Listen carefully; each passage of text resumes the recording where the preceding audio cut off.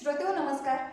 मी प्रांजल प्रमोद कुलकर्णी आणि आज आपल्याबरोबर आपले विचार मांडण्यासाठी आणि आपल्याला मार्गदर्शन करण्यासाठी आहेत श्री अनिलजी घनवट सर. स्वर्गीय नेते शरद जोशी प्रणीत शेतकरी संघटनेचे ते राष्ट्रीय अध्यक्ष आहेत आणि सध्या दिल्लीच्या सीमेवरती चालू असणाऱ्या शेतकरी आंदोलनाला तोडगा काढण्यासाठी सर्वोच्च न्यायालयाने जे 3 सदस्यांचं मंडळ तयार केलं आहे त्यातील एक श्री अनिलजी घनवट सर आहेत. त्यांच्याबद्दल बोलायचं झालं तर अगदी ग्रामीण भागात असणारे शेतकरी कुटुंबातील हे व्यक्तिमत्व. त्यांचं प्राथमिक शिक्षण प्रवरानगर येथे झालं आणि पुढे कृषी महाविद्यालय पुणे या ठिकाणी त्यांनी 1979 मध्ये BSc ॲग्री ही पदवी प्राप्त केली. त्या काळामध्ये एवढं शिक्षण असून सुद्धा स्वेच्छेने त्यांनी शेती करण्याचा निर्णय घेतला आणि ते शेती करतही होते.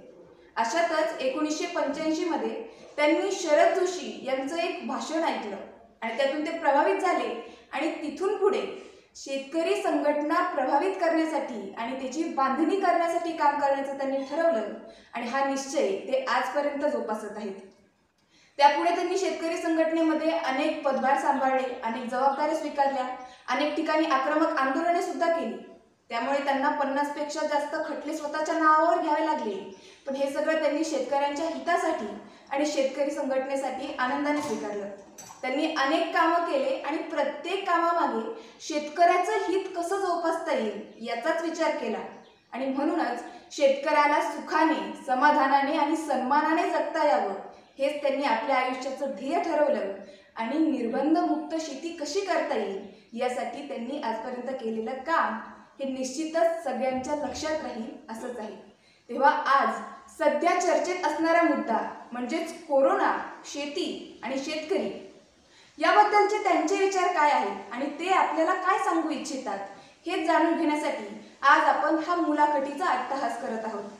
तर चला तुमचा जास्त वेळ न घेता आपण मुलाखतीला सुरुवात करूयात. नमस्कार सर. नमस्कार. माझा पहिला प्रश्न असा आहे की शेती आणि शेतकऱ्यांसाठी काम करायचं हे आपण कधी ठरवलं आणि त्या कामाची सुरुवात कशी केली? खरं तर आम्ही दोघे भाऊ BSc ॲग्री झालो आणि ठरवून आम्ही शेतीमध्ये आलो. त्यावेळेला तर नोकऱ्या सहज मिळत होत्या, परंतु वडिलांची मोठी शेती, त्यांनी कर्ज काढून पाईपलाईन केलेली आणि जिरायतदारचे बागायतदार झालेलो. आता शेती करून श्रीमंत व्हायचं हे स्वप्न पाहत आम्ही शेतीमध्ये आलो. प्रचंड कष्ट केले. नांगरणे असो, शेण काढणं असो, पेरणी असो, सगळी कामं आम्ही स्वतः करायचो. मोठा बारदाना होता आणि पिकंही भरपूर काढायचं. काही वेळा विद्यापीठाने सांगितल्यापेक्षा जास्त उत्पादनं आम्ही काढायचो. परंतु पिकाच्या शेवटी हिशोबाला बसलं की काही मिळायच्या ऐवजी आपल्या खिशातलंच का जात आहे हे काही कळेना. मग बँका थकल्या, लाईट बिल थकलं, पाहुणे रावळे थकले. हे असं का होतं याचं उत्तर काय मिळत नव्हतं. इतकं उत्पादन येऊनही आपण गरीब का होत चाललो आहे, तोट्यात का चाललो आहे याचं उत्तर शोधण्याचा मी प्रयत्न करत होतो. आणि त्यावेळेला आम्ही कुठे राजकारणाशी संबंध नाही, कोणाच्या मोर्चाला नाही, कोणाच्या सभेला नाही, राजकारणाचं काही देणं घेणं नाही. शेती भलं आणि आपण भलं असा आमचा उपक्रम होता. पण एक दिवस आमच्या कॅनॉलवरती जी लिफ्ट केलेली आहे तिथं मोटर बसवलेली ती बंद झाली. म्हणून मी पायी ते मोटर चालू करण्यासाठी चाललो होतो. 1-1.5 किलोमीटर जावं लागतं. तर जाता जाता मध्ये श्रीगोंदा सहकारी साखर कारखान्यात तिथे एक सभा चालू होती आणि चालताना सभेचे आवाज कानावरती येत होते आणि लक्षात आले की हा माणूस कोण बोलतोय, हा आपल्या हिताचं बोलतोय. म्हणून मी नकळत त्या मंडपात जाऊन उभा राहिलो आणि ते भाषण ऐकले. शरद जोशी बोलत होते आणि शरद जोशींनी त्यावेळेला सांगितलेली 3 उदाहरणं माझ्या काळजावरती दगडावर कोरल्यासारखी कोरली गेली. 1985 साल होतं. राजीव गांधी पंतप्रधान होते आणि त्यावेळेला त्यांनी वस्त्रोद्योग धोरण जाहीर केलं आणि परदेशातून कृत्रिम धागा आयात करण्याची परवानगी दिल्यामुळे कापसाचे भाव इतके कोसळले की आंध्र प्रदेशमधल्या एका गावातील 11 शेतकऱ्यांनी एका झाडाला सामुदायिक फाशी घेऊन आत्महत्या केली होती. दुसरं उदाहरण होतं विदर्भातलं, वर्धा जिल्ह्यातलं साहेबराव करपे नावाचे एक व्यक्ती, पाटील राहिलेला माणूस आणि त्यांनी कर्ज काढून गहू हरभरा पेरलेला होता आणि पीक अतिशय जोमात आलं आणि विजेचं बिल थकलं म्हणून लाईट बोर्डाने त्याचं कनेक्शन कट केलं आणि हातातोंडाशी आलेलं पीक आता आपल्या हातात पडत नाही. पैसे भरल्याशिवाय वीज मंडळ काय त्याचं कनेक्शन जोडू देत नाही. कुणी त्याला पैसे उधार द्यायला तयार नाही. आता हे कर्ज कसं फेडायचं, कुटुंब कसं चालवायचं, अशा उद्विग्न अवस्थेमध्ये साहेबराव करपे त्यांची बायको आणि 4 मुलांनी भज्यामध्ये विष काढून ती भजी खाल्ली आणि आपली जीवनयात्रा संपवली होती. आणि तिसरं उदाहरण धुळे जिल्ह्यातलं.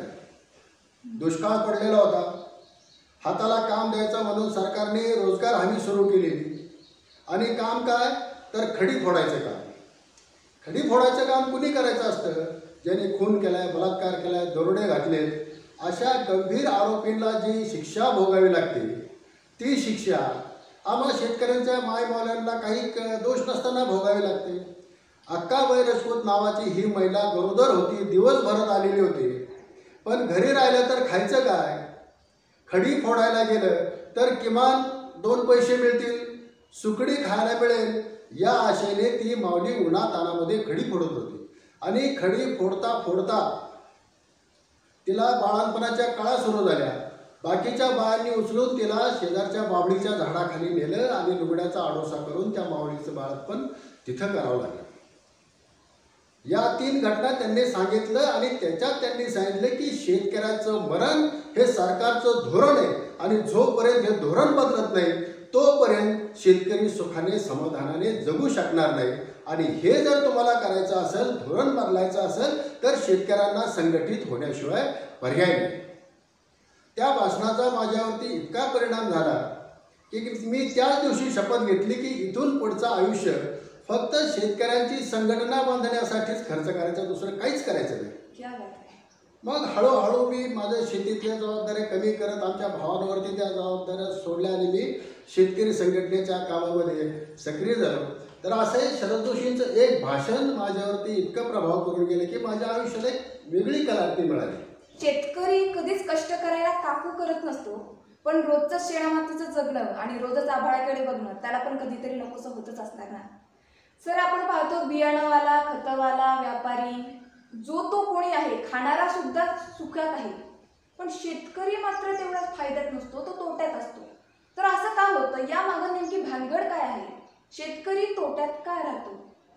याचं कारण सरकारचं धोरण. शेतकरी गरीब दरिद्री कर्जात राहावा हे सरकारचं अधिकृत धोरण आहे. दुसऱ्या पंचवार्षिक योजनेमध्ये आपल्या भारताच्या लिहून ठेवलेले की उद्योगांना जर आपल्याला बढती द्यायची असेल, वाढवायची असेल, तर शेतातून येणारा कच्चा माल आणि खेड्यातला मजूर हा स्वस्त मिळण्यासाठी शेतीमालाचे भाव कमीच ठेवले पाहिजे. त्यांना उत्पादन खर्चावर आधारित भाव देता कामा नये, हे सरकारचं धोरण आहे. आता बाकीचे दुकानदार असतील, मशीनवाले असतील, व्यावसायिक असतील, त्यांना त्यांच्या धंद्यामध्ये नफा कमवण्याची परवानगी आहे, तशी त्यांना सोय ठेवलेली आहे. आत्ताचं उदाहरण आहे खताचं. आंतरराष्ट्रीय बाजारपेठेमध्ये खतांच्या किमती वाढल्या म्हणून खत कंपन्यांनी आपल्या किमती, भारतातल्या किमती वाढवल्या. तर त्याच्यापेक्षा कमी दरामध्ये त्यांना विकता येत नव्हतं, तर सरकारने त्यांना 140% सबसिडी दिली वाढवून आणि त्यांना नफा मिळेल अशी व्यवस्था केली. तसं शेतीच्या बाबतीत होत नाही. कांदा जर महाग झाला, साखर महाग झाली, तर लगेच त्याच्यावरती निर्यात बंदी लावली जाते, साठ्यांवरती बंधन लावली जातात, जिल्हाबंदी केली जाते, राज्यबंदी केली जाते. अनेक हत्यारं वापरून शेतीमालाचे भाव कमी ठेवायचे, शेतीधंदा तोट्यात ठेवायचा, हे सरकारचं जे नियंत्रणाचं धोरण आहे. जोपर्यंत हे चालू आहे तोपर्यंत शेतकरी कधीही फायद्यात येणार नाही, शेतीधंदा तोट्यातच चालणार आहे. मग परिस्थिती दुष्काळाची असो, सुकाळाची असो, कोरोनाची असो, नाही तर कुठली असो, शेतीधंदा तोट्यात राहावा हे सरकारचं धोरण आहे. याच्यासाठी जोपर्यंत हे धोरण बदलत नाही तोपर्यंत ही परिस्थिती बदलणे शक्य नाही. अगदी खरे. मी शेतकऱ्यांच्या धोरणांबद्दल आणि धारणांबद्दल असं ऐकलं होतं की शेतकऱ्यांबद्दलचे धोरणं म्हणजे असं झालंय की मुंगी व्याली शिंगी झाली दूध तिचे किती, 18 रांजण भरून गेले प्याले 14 हत्ती, अशी ही शेतकऱ्यांच्या धोरणांची अवस्था झालेली आहे. आपण सोशल मीडियावर बघतो की एकीकडे म्हटलं जातं की शेतात नांगर चालतोय म्हणून देश चालतोय, आणि दुसरीकडे म्हटलं जातं की सरकार, सहकार, स्वतःचं नशीब आणि ही महामारी या सगळ्याशी तोंड देत शेतकऱ्याची मरणासन्न अवस्था झाली आहे आणि पराभव निश्चित असणारी ही लढाई त्यांनी किती दिवस लढायची हे त्यालाही माहीत नाही. सर, माझा प्रश्न असा आहे की हे दोन गोष्टी विरोधाभास दाखवलेल्या आहेत. तुमचं काय म्हणणं आहे? कोरोनातील शेतकरी नेमका कशा पद्धतीने जगतोय? शेतीच्या बाबतीमध्ये दोन गोष्टी आहेत. एक, शेती व्यवसायाला खालच्या पातळीवर ठेवणारं, शेती व्यवसाय तोट्यात ठेवणारं एक सरकारचं धोरण आहे. आणि या शेती व्यवसायाला एक वरदान आहे. एक दाणा पेरला तर 1000 दाणे करण्याची ताकद या काळामध्ये. एका दाण्याचे 1000 दाणे करण्याची जादू आम्हा शेतकऱ्यांच्या हातामध्ये आहे. खरंय. दुसऱ्या कुठल्याही व्यवसायामध्ये समजा एखाद्या उद्योजकाने भांडी बनवायचा कारखाना केला, त्याच्यामध्ये 1 किलो लोखंड टाकलं तर 1 किलोचेच भांडे तयार होतील, 1 ग्रॅम सुद्धा वाढू शकत नाही. परंतु आम्ही मूठभर पेरलं तर पोतभर घेऊन येतो. मग इतका गुणाकार असलेला व्यवसाय हा तोट्यात का चालतो? कोरोनाच्या परिस्थितीमध्ये सर्व काही ठप्प झालं, परंतु शेती मात्र चालली. आज आपल्या देशाला तारलंय ते शेतीमध्ये. तुम्ही 2019-20ची आकडेवारी पहा. या वर्षामध्ये बाकी सगळे निर्यात ठप्प झाले, परंतु भारतातल्या शेतीमालाच्या निर्यातीमध्ये 30% वाढ झालेली. आज कोरोनाच्या काळामध्ये भारताच्या इकॉनॉमीला, भारताच्या अर्थव्यवस्थेला जर कुठला आधार मिळाला असेल तर तो शेतीचा मिळालेला आहे. तर इतकी मोठी क्षमता या उद्योगामध्ये. शेती हा सगळ्यात मोठा खाजगी व्यवसाय आहे, परंतु सरकारने या व्यवसायाला नियंत्रित केल्यामुळे हा देश गरीब राहिला. 60% जनता आपली आजही शेती किंवा शेती आधारित धंद्यांवरती उपजीविका करते. मग ज्या देशाच्या लोकसंख्येचा इतका मोठा धंदा तोट्यात राहील, तो देश आर्थिकदृष्ट्या समृद्ध कसा होऊ शकतो? आपल्याला देश समृद्ध करायचा असेल तर हा शेती धंदा फायद्यात आणला तर बाकीचे धंदे सगळे फायद्यात येऊ शकतात. शेतकऱ्यांची क्रय शक्ती वाढली तर तो दुकानात माल खरेदी करायला जाईल. दुकानदारांनी मागणी केली तर उद्योजक माल तयार करतील आणि ह्या देशाची सगळी अर्थव्यवस्था आपण उंचावू शकतो. परंतु त्याच्यासाठी शेतकऱ्याच्या खिशात पैसा जाऊ देणं हे महत्त्वाचं आहे. सरकार काय करतं? ज्या ज्या वेळेला शेतकऱ्याच्या खिशात पैसे येण्याची संधी निर्माण होते, त्या वेळेला शेतकऱ्याच्या खिशात येणारा पैसा काढून घेण्यासाठी कधी निर्यात बंदी करतं, झोन बंदी करतं, राज्यबंदी करतं, बाहेरून आयाती करून शेतीमालाचे भाव पाडले जातात. ही धोरणं शेती धंद्याला तोट्यात ठेवणारे आहेत. ही बदलण्यासाठी ही सगळी चळवळ इतकी 40 वर्षे करते. शरद जोशींच्या नेतृत्वाखाली आम्ही काम केलेलं आहे आणि आता तोच विचार पुढे घेऊन जाण्याचं कर्तव्य आम्ही पार पाडत आहोत. नक्कीच. खऱ्या अर्थानं शेतीचा प्रश्न हा पॉलिटिकल इकॉनॉमीचा प्रश्न असल्यामुळे त्याचे सामाजिक, आर्थिक आणि राजकीय पैलू ढुंढाळणे सगळ्यात जास्त महत्त्वाचं होतं. आताच शरद जोशी सरांचं नाव निघलं. खरं तर सरकार हे देणारं आहे आणि आपण घेणार आहोत हा भ्रम सगळ्यात पहिले कुणी तोडून काढला असेल ना तर ते शरद जोशी. आणि त्यांच्याबरोबर काम करण्याची संधी तुम्हाला मिळाली. त्यांच्या सहवासात राहून तुम्हाला खूप गोष्टी शिकता आल्या असतील. मला तुमच्याकडून असा एखादा किस्सा ऐकायचा आहे की जो तुम्ही कधीच विसरू शकणार नाही. असे अनेक किस्से आहेत, परंतु त्यातले 2 किस्से मी सांगतो. नक्कीच. त्यातला एक कटू अनुभवाचा आहे आणि एक सुखद आहे. तर पहिला कटू अनुभव सांगतो तुम्हाला. शेतकरी संघटनेच्या कामामध्ये बऱ्यापैकी मी रुळलो होतो. मला वाटतं त्यावेळेला माझ्याकडे उत्तर महाराष्ट्राच्या अध्यक्षपदाची जबाबदारी होती आणि शेतकरी संघटनेने पहिल्यापासूनच शेतकऱ्यांना सांगितले की आपण सरकारचं देणं लागत नाही, आपलं सरकारवरती कर्ज आहे, वीज बिल भरू नका, कर्ज देऊ नका. आणि शेतकऱ्यांनी याचा आधार घेऊन बऱ्यापैकी कर्ज, वीज बिल थकवलेली होती. जामखेड तालुक्यामध्ये डॉक्टर अंबादास राऊत आणि तिथेच पिंपरखेडचे परमेश्वर खोशे नावाचे आमचे 2 चांगले कार्यकर्ते होते जामखेड तालुक्यामध्ये. पुढे सरकारने मोहीम राबवली, कनेक्शन कट करायचे वगैरे, ज्यांची बिलं थकली ती कनेक्शन जबरदस्तीने कट करायचा एक जोरदार मोहीम सुरू झाली. आणि हे सुरू झाल्यानंतर शेतकरी या कार्यकर्त्यांकडे आले. तुम्ही म्हणणे वीज बिल भरू नका, आता आमचे कनेक्शन तर कट करायला लागले, आता काय करायचं आम्ही? मग ही दोघं जण माझ्याकडे आले आणि मग असं असं सुरू झालंय. शरद जोशींनी आपल्याला सांगितलं आणि आपण शेतकऱ्यांना सांगितलं आणि आता ते सगळे शेतकरी आमच्या अंगावर यायला लागले, आपल्याला काहीतरी केलं पाहिजे. म्हटलं आपण जाऊ लोकांना समजून सांगू, त्यांना हिंमत देऊ. नाही म्हणले आपल्याला ते शरद जोशींकडे जायचं नाही. अरे म्हटलं शरद जोशींकडे जायची काय गरज आहे, आपणच हे सगळं पाहू. नाही म्हणले. मग त्यांनी शेवटचा हत्यार बसलं. नाही तुमच्यासारखे मोठे कार्यकर्ते आमच्या छोट्या कार्यकर्त्याला तिथपर्यंत जाऊ देत नाही असं म्हटल्यानंतर मग माझा नाईलाज झाला.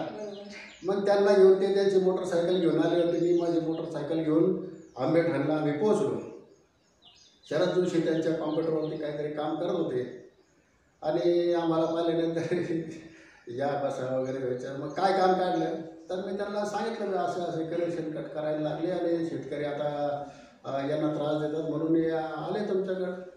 असले चिडले शरद जोशी. अरे म्हटलं मी काय आता तिथे खांबावर चढून तुमच्या कनेक्शन जोडून देऊ का, तू यांना घेऊन आलाय तर मला तुझी तोंड पाहायची इच्छा राहिली नाही वगैरे इतक्या कडक भाषेमध्ये त्यांनी आम्हाला तिथं सुनावलं. आता काय करणार, हे दोघं खाली माना घालून बसले. आम्ही सगळं ऐकून घेतलं. नंतर त्यांचं थोडासा पारा शांत झाला. अरे मी तुम्हाला पाणीसुद्धा विचारलं नाही. त्यावेळेला घरात कोणी नव्हतं काम करायला, ते स्वतः उठले, त्यांनी आम्हाला पाणी वगैरे आणून दिलं. पण त्यावेळेस तो त्यांचा अवतार पाहिल्यानंतर आम्ही हादरून गेलो.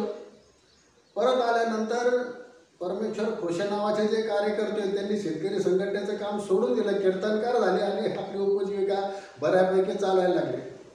आणि बऱ्याच काळानंतर आमच्या असेच एका कार्यक्रमात भेट झाली आणि मग ते मला म्हटले की मानलं पाहिजे राव तुम्हाला, इतकं बोलणं ऐकून घेऊन सुद्धा तुम्ही हे काम करत राहता, खरंच तुम्हाला मानलं पाहिजे. तर हा एक शरद जोशींचा असा रुद्रावतार पाहण्याचं ती एक वेळ आली आणि बरेचसे कार्यकर्ते ते टरपूनच असायचे. शरद जोशी जर कधी रागाने संतापले तर मग काही खरं नसायचं. आणि दुसरा एक सुखद अनुभव असा त्यांच्या मनाच्या मोठेपणाचा सांगावासा वाटतो की आमच्या इथे तहसीलदारपुढे एक अशी केस चाललेली होती भावाभावाचा वाद, आणि त्याच्यामध्ये तहसीलदार जाणीवपूर्वक थोडंसं वेगळा निर्णय घेत होते. तर तहसीलदारांबरोबर बोलता बोलता थोडीशी आमची शाब्दिक चकमक झाली.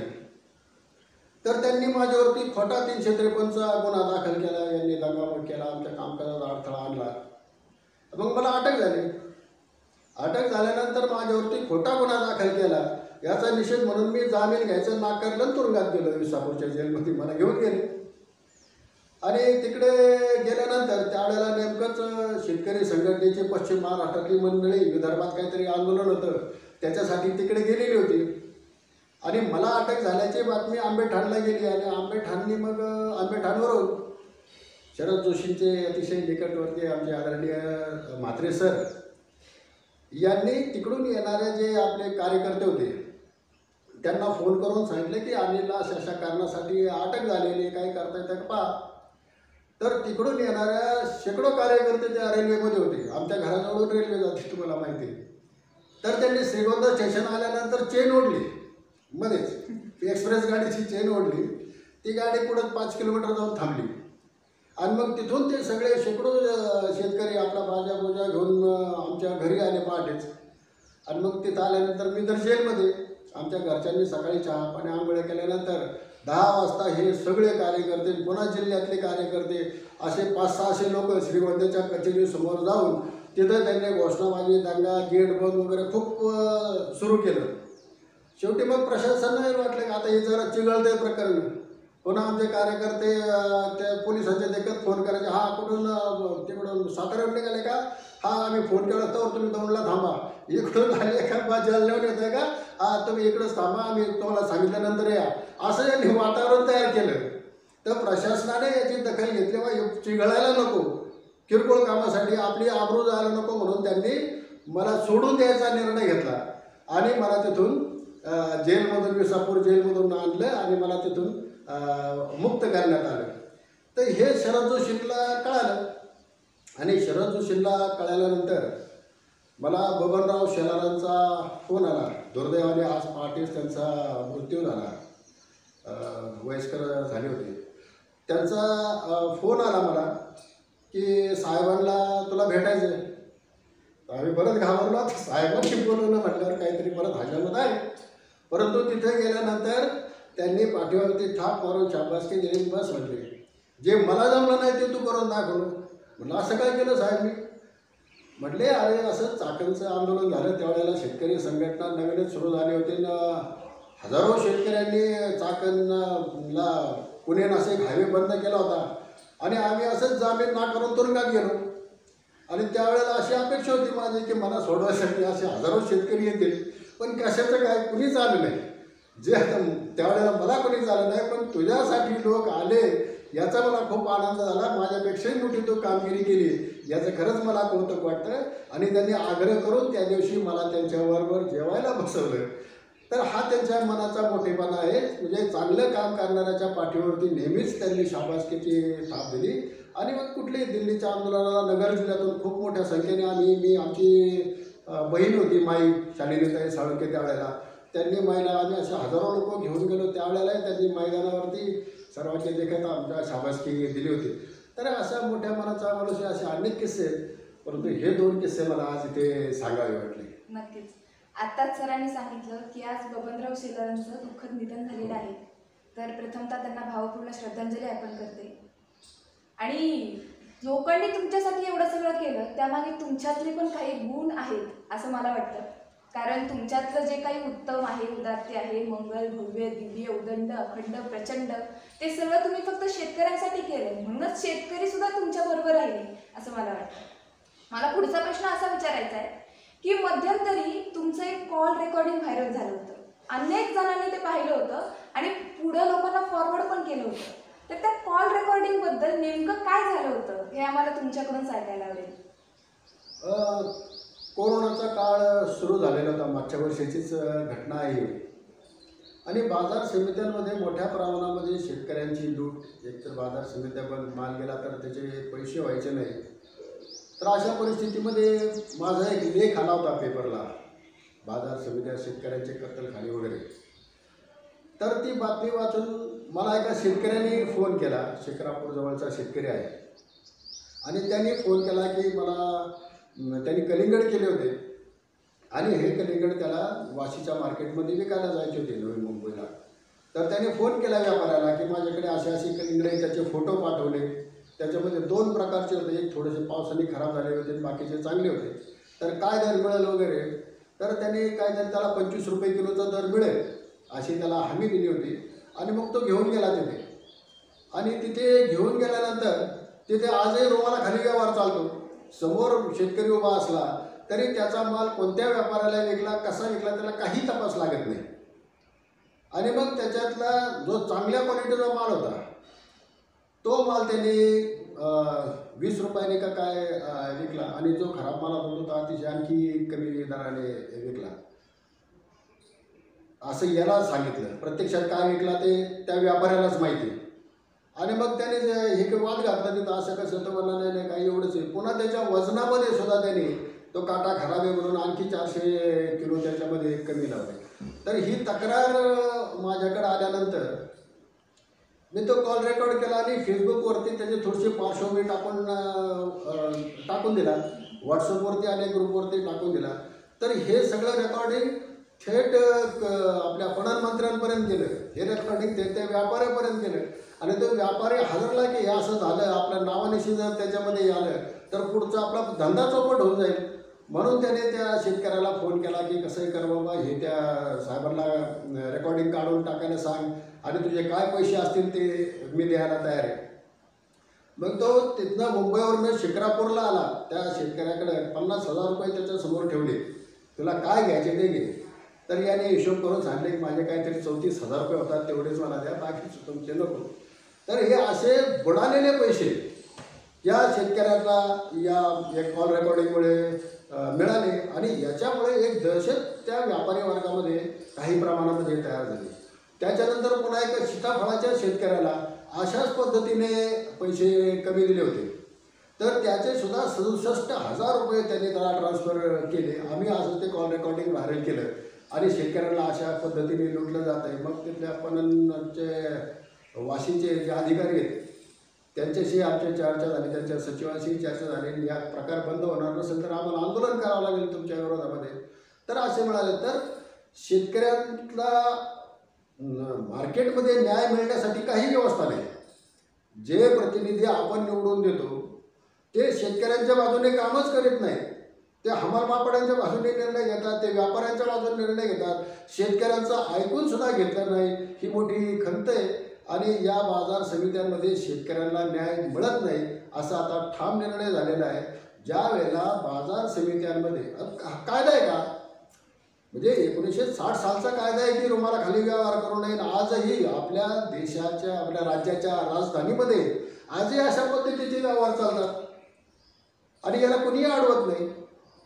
तर याच्यातून काय बोध घ्यायचा, याच्यातून मग आपले जे कोणी सत्तेमध्ये असतील यांना काय आर्थिक लाभ होतो का काय, हा प्रश्न याच्यामध्ये निर्माण होतो. तिथं नेमलेले लाख लाख रुपये पगाराचे अधिकारी नेमके काय काम करतात. तर हे सगळा मोठा प्रश्न आहे. याच्यातून शेतकऱ्यांना सोडवलं पाहिजे. शेतकऱ्यांनी बाजार समितीतच माल विकावा असा कायदा करायचं काय कारण आहे, याला स्वातंत्र्य म्हणतात का. तर हा शेतकऱ्यांचा स्वातंत्र्याचा प्रश्न आहे आणि या कॉल रेकॉर्डिंगच्या निमित्ताने त्याला वाचा फोडण्याचा आम्ही एक प्रयत्न केला होता आणि प्रचंड प्रतिसाद मिळाला. हो, नक्कीच. आपल्या देशात आहे ना, त्याग कोणी करायचा या गोष्टी ठरवून दिल्या, एकतर शिक्षकांनी नाही तर शेतकऱ्यांनी. मग त्यासाठी शेतीला काळी म्हणायचं, शेतकऱ्याला राजा म्हणायचं, असे अनेक प्रकार सुरू असते. पण शेतकऱ्याला न्याय देण्याचं काम तर केलं जात नाही ना, जे सगळ्यात जास्त महत्त्वाचं आहे. आता सध्याचा चालू मुद्दा दिल्लीचं सुरू असलेलं आंदोलन, त्या ठिकाणी सर्वोच्च न्यायालयाने 3 सदस्यांची निवड केली होती आणि त्यामध्ये तुमची निवड झाली होती. त्याबद्दल तुमचं खूप खूप अभिनंदन. आणि त्याबद्दलचा तुमचा अनुभव काय होता, कसं होतं एकूण काम. तिथं काय कामकाज झालं हे मी तुम्हाला सांगू शकत नाही, कारण अद्यापही तो अहवाल गोपनीय आहे.